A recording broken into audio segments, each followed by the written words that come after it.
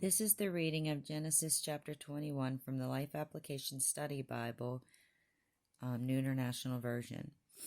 Now the Lord was gracious to Sarah, as he had said, and the Lord did for Sarah what he had promised.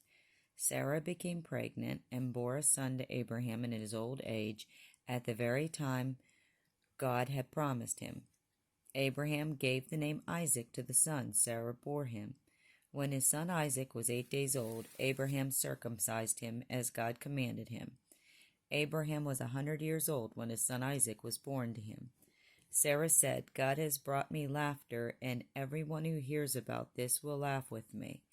And she added, Who would have said to Abraham that Sarah would nurse children? Yet I have borne him a son in his old age. The child grew and was weaned, and on the day Isaac was weaned, Abraham held a great feast. But Sarah saw that the son who Hagar the Egyptian had borne to Abraham was mocking, and she said to Abraham, Get rid of that slave woman and her son, for that woman's son will never share at the inheritance with my son Isaac. The matter distressed Abraham greatly because it concerned his son. But God said to him, Do not be so distressed about the boy and your slave woman. Listen to whatever Sarah tells you, because it is through Isaac that your offspring will be reckoned. I will make the son of the slave into a nation also, because he is your offspring. Early the next morning Abraham took some food and a skin of water and gave them to Hagar. He set them on her shoulders and then sent her off with the boy. She went on her way and wandered in the desert of Beersheba. When the water in the skin was gone, she put the boy under one of those bushes. Then she went off and sat down about a bow shot away, for she thought, I cannot watch the boy die. And as she sat there, she began to sob.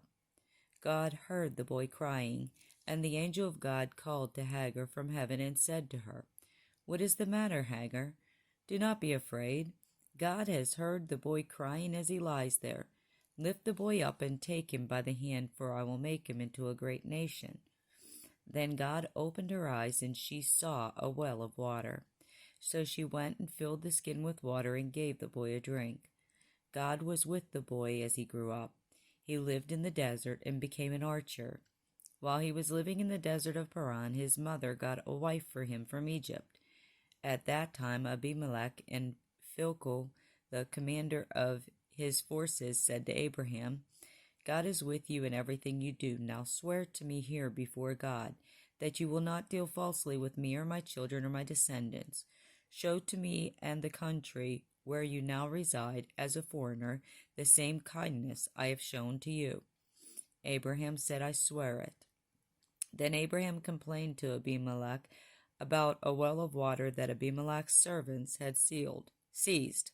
But Abimelech said, I don't know who has done this. You did not tell me, and I heard about it only today. So Abraham brought sheep and cattle and gave them to Abimelech, and the two men made a treaty.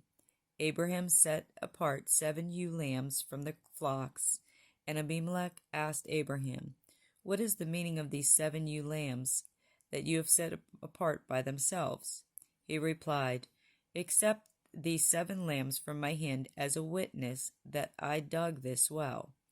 So that place was called Beersheba, because the two men swore an oath there.